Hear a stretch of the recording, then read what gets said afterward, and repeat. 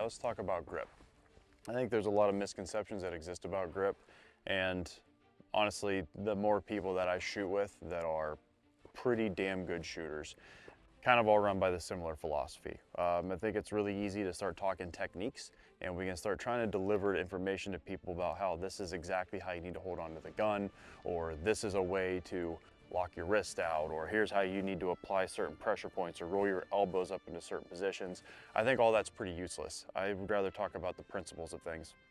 And to be honest, when we're talking about grip, there's really only three things specifically that we're trying to accomplish with this gun. The first one is going to be leverage. Okay, how much leverage does the gun have on me, or how much leverage do I have on the gun? When we're talking about this, we're purely saying if I grip higher on the gun as opposed to lower, leverage is not in my favor. If I grip higher on the gun, leverage is now in my favor. If I'm able to keep my wrist from articulating as much, and so that it is more like spring steel, leverage is more in my favor. So we're talking leverage, we're talking controlling the amount of this so that it happens in a fashion that is predictable and repeatable. When we're talking leverage, there's lots of techniques out there that exist. People talk about locking your wrist. People say that you can take your pinky finger and drive your thumb forward. They say that you can take your support hand and drive it forward and press your thumb towards the target. Those are techniques. Those are techniques. The whole principle is, how do I need to position my hands? What muscle cues do I need to have so that I know that minimal amount of this is happening and that I am as high up into the frame and as close to the moving parts as I possibly can be. Adding pinky helps you, then that's a technique. If taking your support hand and just driving your thumb straight forward towards the target to lock this wrist out more, that's a technique. Is it necessary? It's absolutely not. I actually get pain in my wrist when I drive it that way because I've injured my wrist a few times and have a bad left shoulder. So for me, to grip that way doesn't make a whole lot of sense. And so techniques are irrelevant. The principle is what matters. Why we usually avoid things like the teacup method, why we avoid usually gripping out here on the gun, for instance, is it's more difficult to have as much control over the leverage. If I take my support hand and come in and get as high also on the frame as possible and eat up as much space as possible, it gives me the most contact, it gives me the most control over how this gun behaves. A second thing that we need to consider is literally how I present this gun and point the gun. My grip is going to dictate all of that. My hands literally point where the gun needs to go based on what my eyes are staring at. And so if I just come out every time and now I start aiming and I waste a bunch of time trying to find my sights, that means my grip was not positioned in a way that's the most lucrative for me to get a shot off. So when we talk accuracy, grip is 100% the thing that determines accuracy. So if my hands know what position they need to be in so that with full presentation, the sights arrive, then that means my grip is behaving properly for how the gun needs to be presented. Now, trying to figure out what perfect presentation looks like, all we have to do is reverse engineer the process. So like people say all the time, the easiest way to learn how to draw your gun from the holster is to literally reholster in reverse. So most people are gonna come straight back, a hand is gonna go somewhere to get out of the way, and it's gonna find a touch point, and you're gonna look the gun back into the holster. If you do that exact process in reverse, you have just learned how to successfully come from the holster with your pistol. When we're talking about building out what perfect presentation looks like, if I start at what perfect presentation is, right here my sights are perfectly aligned, and I maintain that. Nothing changes, my grip angles don't change, my grip pressure doesn't change. In theory, when I point straight back, my sights should arrive. So what I'm doing is replicating, coming back to what that perfect position is based on what perfect presentation looks like when I'm actually presented on target. So what's happening with these thumbs is also a point of contention. I know that it's a common thing that people like to say, take your thumbs, drive them towards the target. That's a technique, and it's a technique that's perfectly fine if it works for you. All I would like to offer is that the more our thumbs get involved in the pressure game, the more issues start to arise. Having this thumb here is perfectly fine for an index point, but the moment it starts to add pressure, it's going to shift the barrel. The same thing with this thumb. The moment this thumb starts adding pressure, it's generally going to start stealing space away from my support hand system. Two things that we don't want to have happen, because now leverage is not in our favor and it's impossible to have some sort of consistent grip pressure because things are changing. If you run into that particular issue, you ever watch me shoot, you'll literally see me half the time doing this. I just get them the hell out of the way so that they can't be involved. Third thing that we need to consider is having the sights arrive back to the exact same position every time.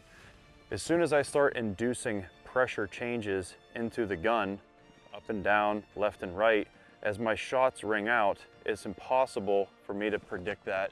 It's impossible for my sights to track consistently, and therefore they're usually not going to arrive back at the same exact position.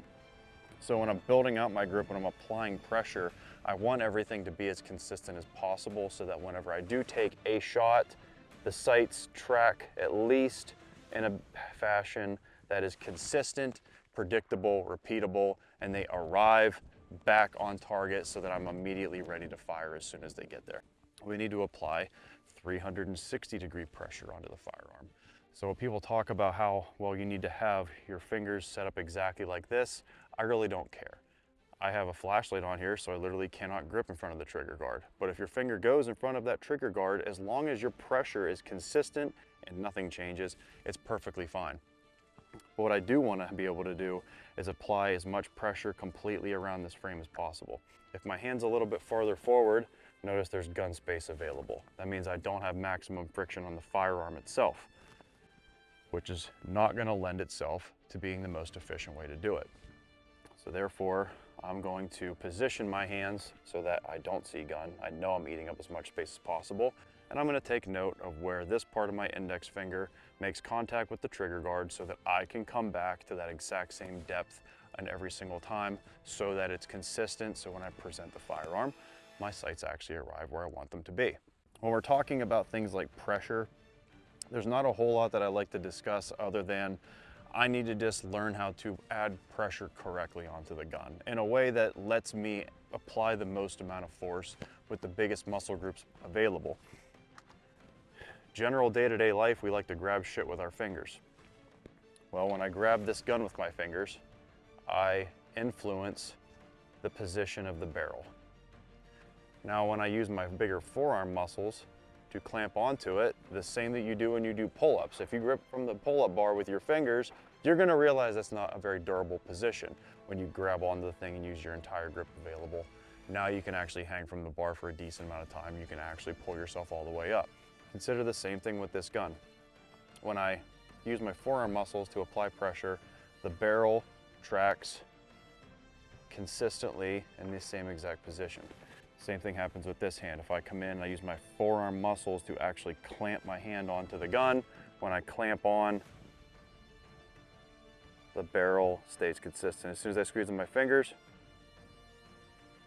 I start shifting my shots. So how we apply pressure onto the gun is what's going to make all the difference in the world.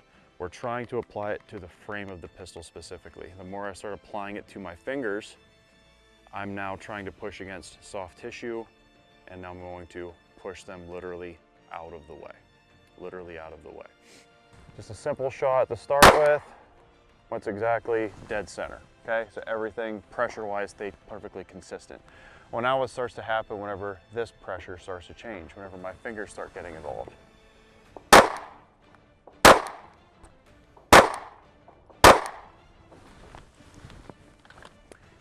And to show this exactly what most people deal with,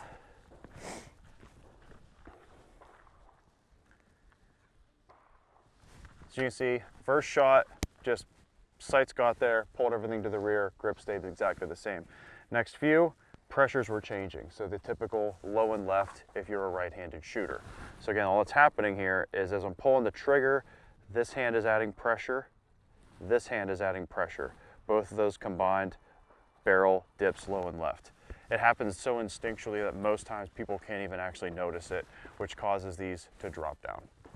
The last thing I would like to add with people is pressure needs to be happening on the back side of this gun. On the back side of this gun. One thing that normally happens with people is they'll grip with just their hands and it's just kind of floating out here in space.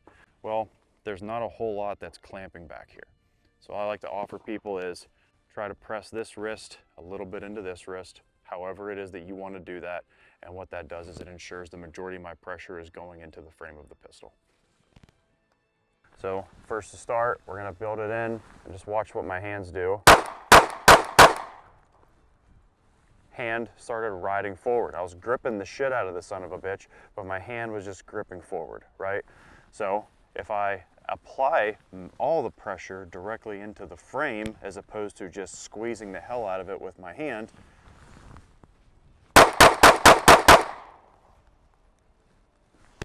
hand stayed the exact same spot.